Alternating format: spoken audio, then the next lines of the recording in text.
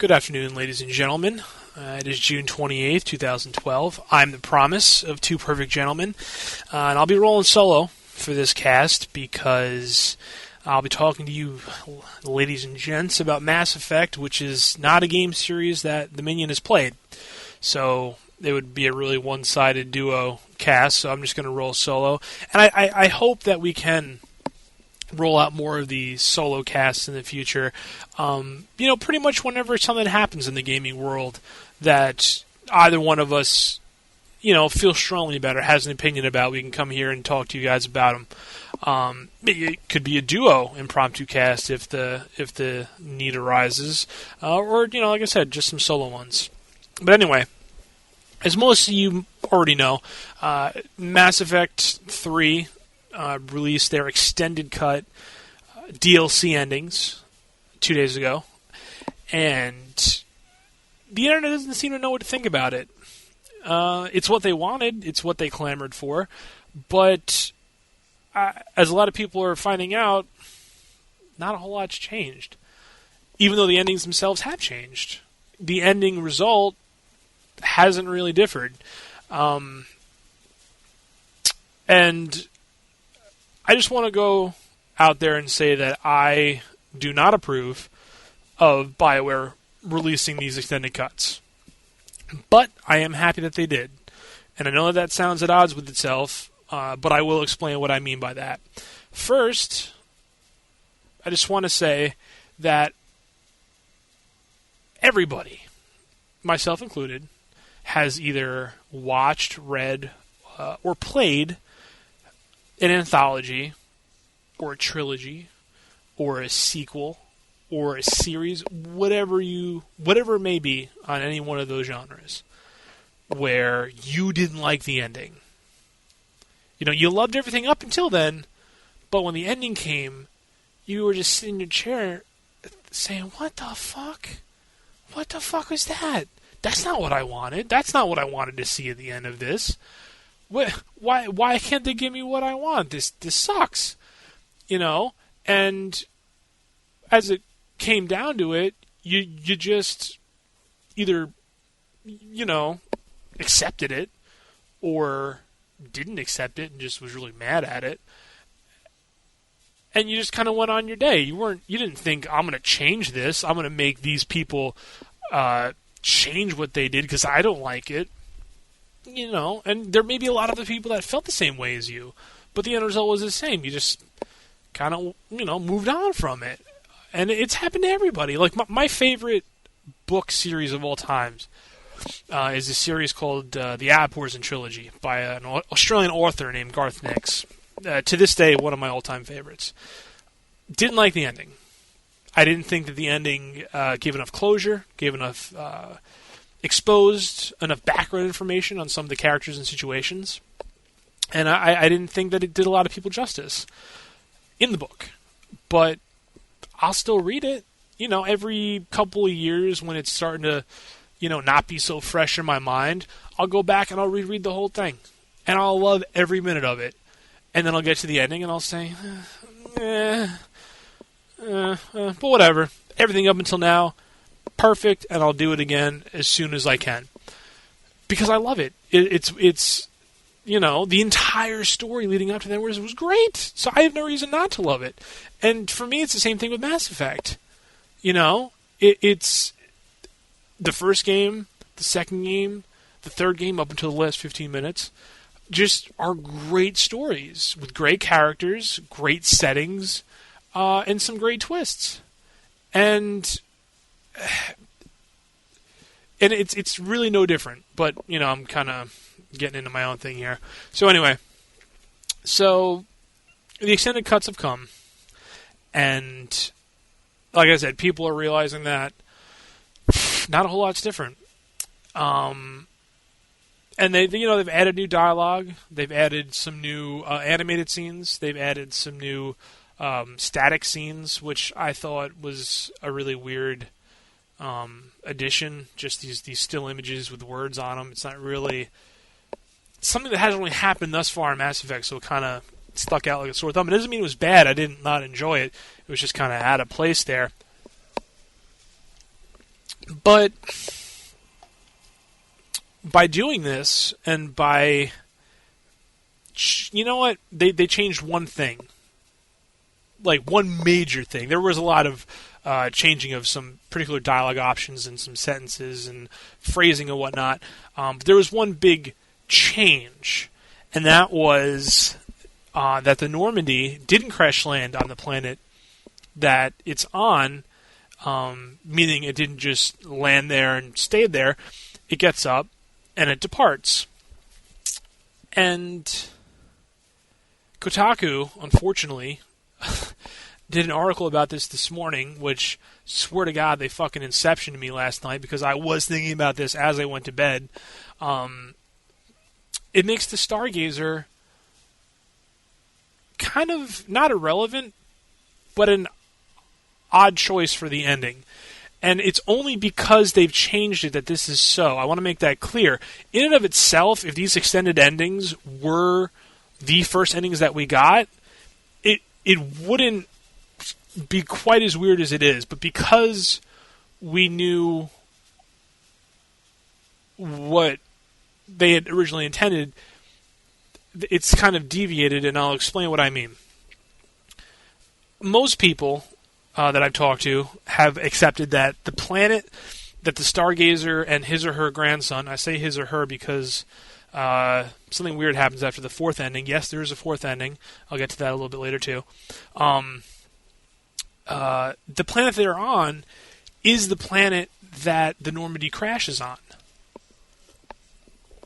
So for a lot of people, there was this sense of they're part of a civilization, they're part of a group of people who have sprung from this, this Adam and Eve type situation where the Normandy crashes, they procreate, and then over centuries and centuries and centuries, they become, maybe a civilization on this planet. And it gives the Stargazer a direct connection to the rest of the story, where he's retelling the legend of the Shepherd, Commander Shepherd, and the galaxy's war with the Reapers. And he's telling us because he is one of them. He is the descendant of one of them. For all we know, he's connected biologically to, I don't know, Garrus and Ashley. I'm just throwing it out there. Who knows? But, he could be. And that I thought was really cool because it gave this epilogue a direct connection with the ending. And I thought, to me, it was really cool that even though they crash landed and everything sucks because the master relays are all destroyed and no one can go where they want anymore, they've flourished. I thought that was really neat.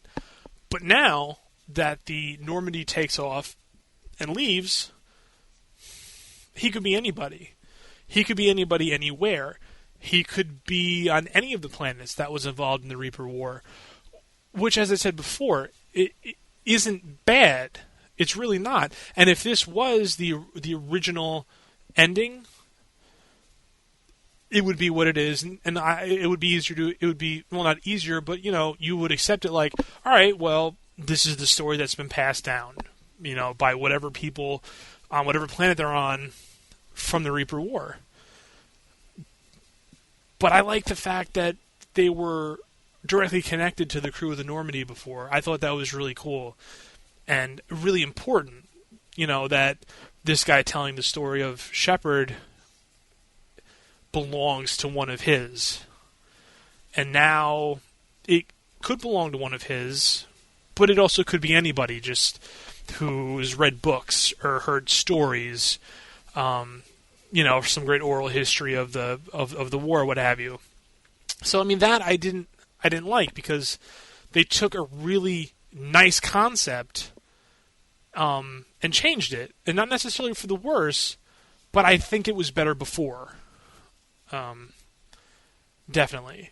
The second thing is that, as most of you probably know, there was a snippet after the credits. I'm not 100% sure. I never saw it myself, except on YouTube. Excuse me. But it was a soldier with an N7 dog tag regaining consciousness in this pile of rubble. And I believe in the original ending, it was after the ending where you choose to destroy the Reapers and most of the synthetic life in the galaxy. And that brought a lot of questions up because, well, he was on the Crucible. So how the hell did he end up back on solid ground, waking up in a pile of rubble? Really, really kind of incongruent with the rest of that ending. And then, these beautiful people with their awesome brains on the internet made this elaborate scenario where, well, maybe he's been indoctrinated this entire time. And everything from Sovereign shooting him with a laser to the ending of Mass Effect has all been a hallucination. He's imagined all of it. And it could have been, a test by the Reapers through indoctrination. But for whatever reason, he's waking up from this hallucination in a pile of rubble. And there were YouTube videos and just whole forum posts with screenshots and just circles and arrows and this is this and this is this and this and this.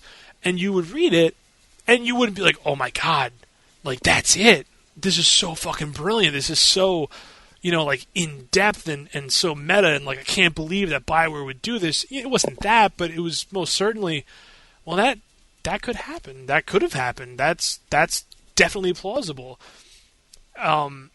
And that's one of the things that I personally liked about the original endings was that they were open to interpretation and these awesome theories that people could back up with various screenshots and dialogue snippets could arise. But now that these new endings show you that there really is no way that this was a hallucination. It shows you what happened to everybody after Shepard made these choices. Like physically, they show you. They show you, them planning and rebuilding, and they show you the crew of the Normandy putting his placard on that memorial wall. So it's real. But that same hidden ending is still at the end of the Destroy ending in the enhanced cut. Or the extended cut, I'm sorry. Enhanced cut's not even a fucking term. Extended cut. So, why? You've made it so cut and dry that there's no viable explanation why that scene should be there anymore. He was on the Crucible, which was attached to the Citadel, which was orbiting Earth. He blew up the Crucible, which partially blew up the Citadel, and yet he awakes in rubble on solid ground, whether it be terra firma or metal. You can't really see. But we're going to go ahead and assume that it's terra firma because everything that he was on is gone pretty much. So he went from space to Earth and is now waking up in rubble.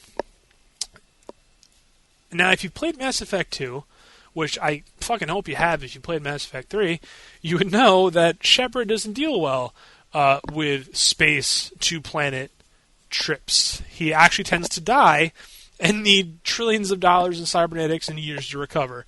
So, that's another thing that, in my opinion, they've really, it has no place because of what they've done to the endings. There's no viable explanation why that's there. So, who knows? Maybe they'll release some DLC that shows you that it was a dream in a dream. Who knows? I'm not sure. All I know is that as it stands right now, that scene is completely irrelevant and unnecessary because of what they've done to it. The other two endings, the synthesis and the control endings, they're pretty much the same, like I said, with added dialogue and scenes. I didn't feel it was really needed. I have an imagination, and to be quite honest with you, the first thing that I thought when the Catalyst said that two of the options were to either befriend or control the Reapers, was, well, it's going to blow up the mass relays, but if we've got the Reapers, we can just fix them. And that's one of the first things that they show you in these extended cuts was the Reapers helping to repair the mass relays. So I didn't really need that, but I thank you, I guess. But yeah, I mean, those endings are pretty much, what they are, and again, it cuts out the any kind of speculation because it shows you the immediate after effects of what happens and some of the long term ones. So, like, this is what happened. So it doesn't really change anything. It's the same ending. They're just telling you more, and I know that that's what BioWare's been saying. That this extended cut, it wasn't changing anything. It was just adding more to it. But I guarantee you that there were more people than I care to count who downloaded this DLC with the hopes that there was going to be new endings. Because that's just how, in my opinion, the people who would create this outcry would behave in that situation. They would want something brand new, even though they were told that they wouldn't get something brand new. You know what? The endings aside, I do appreciate the fact that they expanded on some of the earlier dialogue options from Cerberus base leading up to the ending, especially a lot of the conversations with the Catalyst. Either my memory's really shitty, or they made a lot of the more abstract answers and reasons that the Catalyst gave. They gave it a lot more clarity and definition. I don't know if they had the line where he explains that when they assimilate a race as they cleanse the galaxy, that all of that knowledge and being gets manifested in a new Reaper. I don't know if they had that in the original ending. If they did, I apologize. I don't think they did. Which was really cool because pretty much every time, because you realize right then that every Reaper you've killed during the course of that game is a civilization that you've just wiped out, and it really gives you this terrible guilt trip. It's awful. So a lot of that was really appreciated, and the one thing that made me glad that they released this, even though I said I didn't want them to, was the fourth ending. And that fourth ending was, what if Shepard turns around and just shoots the Catalyst? Pretty much saying, go fuck yourself. And it turns out that it's the only truly complete ending in the game. Pretty much he turns around, he pops the Catalyst one. The Catalyst gets this super aggro computer voice and screams at him, and then goes back to his child self and says, all right, well, the cycle continues. And then it just kind of fades to black with Shepard standing in front of, the battle unfolding above Earth. And then the scene switches to what we can assume is an interminable amount of thousands of years in the future. And there's just a grassy plain and a beacon. And then you hear Liara start talking, and then it does one of those we're going underground camera shots where it goes into the earth, and then it opens up in this underground, kind of like a bunker room type deal, with a recording of Liara talking about the Reaper War, and that they tried to fight the Reapers as a galaxy. They failed. This is what they did. This is what they had. So here's this knowledge that we can pass on to you guys so that you can maybe stop this threat. And I'm sure it's everything they've tried, all the technology, all of everything, including the Crucible, because they flash a picture of the Crucible. So I have no doubt that the plans for the Crucible were included in that bunker. Just how they found the Crucible beforehand. And, she pretty much just gives him the whole spiel, and then it fades to the Stargazer, who, for that ending, for some reason, is female and looks like an Asari. And the dialogue is different because she is not relating the story to the child through word of mouth and oral tradition. She's relating the story from the archives, which I would assume is that room. She's relaying the story of how they used the information they found in the archives to stop the Reapers. Now, whether they stop them or neutralize them, or they never go into detail on that.